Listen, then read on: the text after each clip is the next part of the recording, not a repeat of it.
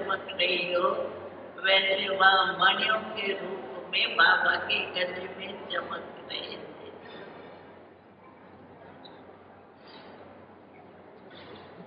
ये सुनते हम चमक रहे थे।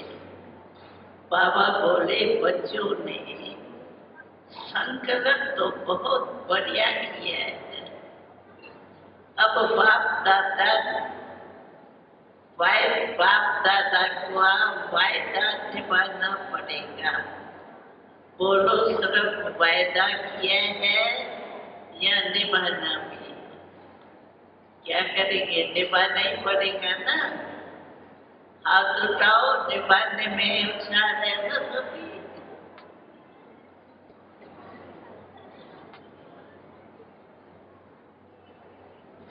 बाप दादा आप सब आशाओं के दीपक बच्चों से ये आश रखते हैं कि सदा अपने किए हुए दृढ़ संकल्प को बार बार स्मृति स्वरूप में लाते रहना। पहली बात, हिम्मत रख बाप की मदद का अनुभव करते रहना। सदा स्वराज अधिकारी राजा बन मन को कंट्रोल में रखते रहना।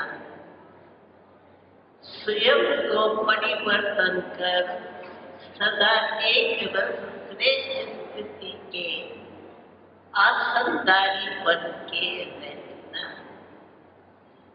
एकांतवासी बन शरीर स्थिति का अशरीरी स्थिति का अनुभव करना और एकता स्थापक बनना ही है। ये आपके लिए बाबा का विशेष यादगार के रूप में जो बाबा ने कहा है वो सुनाया।